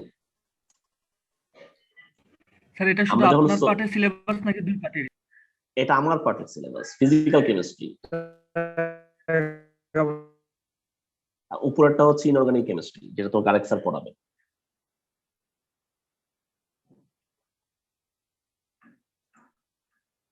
ঠিক আছে? তো তোমাদের জন্য যেটা সবচেয়ে সুবিধা হয় সেভাবে পড়ানো হবে, টেনশন করা কিছু নেই। যেটা তোমাদের জন্য সুবিধা। ঠিক আছে? কোশ্চেন করবেন, তার ভিতর থেকে চারটা ঠিক বুঝে নাই বলো। হ্যাঁ আপনার যে পার্ট গুলো, মানে পার্টে যে 6টা চ্যাপ্টার না 5টা চ্যাপ্টার দেখলাম, কথাটা মতো বোঝা যাচ্ছে না, একটু ক্লিয়ারলি বলো। স্যার আপনার পার্টে যে চ্যাপ্টার গুলো মানে ভাগ আছে যে 5টা না 6টা, এখান থেকে 5-6টা প্রশ্ন করবেন স্যার। আর সেখান থেকে ক্যালকুলেটর আর কি 4টা সেট করবে তো? হ্যাঁ হ্যাঁ, আমার পার্ট থেকে আমি 4টা সেট করব, আর এ পার্ট থেকে আর 4টা সেট হবে। টোটাল তোমার 8টা কোশ্চেন হয়, 6টা আনসার করতে হয়। তো যদি বলো স্যার কোন চ্যাপ্টার থেকে ফুল সেট হবে, এটা বলাটা আসলে ডিফিকাল্ট। কোশ্চেন মডারেশন হয়, মডারেশন হলে সেক্ষেত্রে হয়তো কম্বাইন হয়ে যায়। সো এটা আসলে বলা অসম্ভব ব্যাপার যে এই চ্যাপ্টারটা পড়লে তোমার এক সেট কমন পড়ে যাবে, এটা হয়তো বলা যাবে না। তো আশা করা যায় ক্লাসের বাইরে কোশ্চেন হবে না, এতটুকু তোমাকে আমি শিওর করতে পারি, শিওর করতে ক্লাসের বাইরে কোশ্চেন হবে না। সো ভয় পাওয়ার কিছু নাই। আচ্ছা আমার জাস্ট একটা জিনিস এনশিওর করো, তোমাদের এখানে ওল্ড ব্যাচের কে কে আছো? ওল্ড ব্যাচের স্যার আমি শামীম হোসেন। জি স্যার শামীম হোসেন 17/10/84। আমি একটু দাঁড়ান, একটু সাইডে লিখে নেই। 17/10/84 স্যার। 84 আরেকটা যেন কাকে দেখতেছি আমি, 16/10/87 কে? রাজীব হোসেন। রাজীব শুনতে পাচ্ছ? রাজীব 16/10/87। রাজীব তুমি কি শুনতে পাচ্ছ?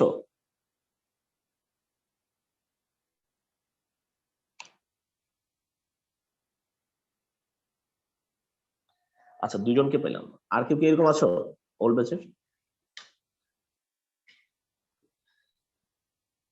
শামীম তোমার জানা মতো আর কেউ আছে এখানে আমাদের? স্যার ওই আরেকজনের নাম দেখতেছি কিন্তু স্যার ওনাকে তো চিনি না স্যার। আচ্ছা এ তোমাদের আগের ব্যাচের মনে হয়, 16/10/87 দেখলাম। জি স্যার উনি রাজীব হোসেন, ওনার সাথে কথা হয়েছিল, উনি স্যার এই সেমিস্টার শুরু করেছে স্যার। আচ্ছা আচ্ছা, আরেকটা দেখা যাচ্ছে কি যেন নাম স্যার, ওই নামটা তো বুঝতে পারতেছি না। লাস্টেরটা এটা কি চাক যেন ঠিক বুঝতে পারতেছি না। জি স্যার হ্যাঁ, এটা কি হবে কি লিখছে? এ কোন ওনাকে তো চিনি না স্যার। তার এর আইডি কত? স্যার উনি গত কয়েকটা ক্লাস করতেছে। সে ক্লাস করতেছে প্রথম থেকেই নাকি? জি স্যার এই যে কত ক্লাস করছে? 2 স্যার শুরু করছে।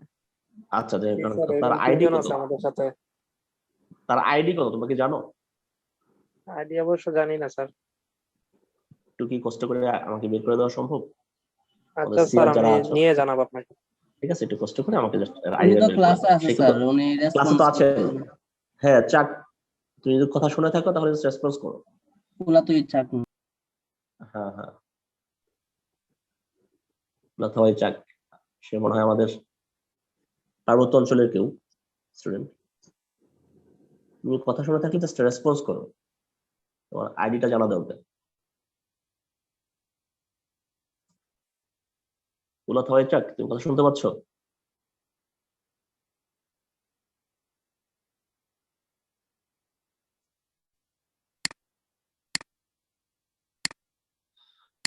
আচ্ছা তোমাদের সিআর যারা আছো আলমগীর, তুমি জাস্ট নামটা বের করে বা আইডি তার কত জাস্ট আমাকে একটু ইনফর্ম করো, তাহলেই হবে। ঠিক আছে, সো সবাই অনেক ভালো থাকো। আমি দেখি ক্লাস শেষ তো আমাদের, আমি তোমাদেরকে পিডিএফটা দিয়ে দিচ্ছি আলমগীর, আমি তো কালেক্ট করে জি দিচ্ছি। স্যার, আচ্ছা। ঠিক আছে, ওকে, ভালো থাকো। হ্যাঁ, আসসালামু আলাইকুম। আসসালাম।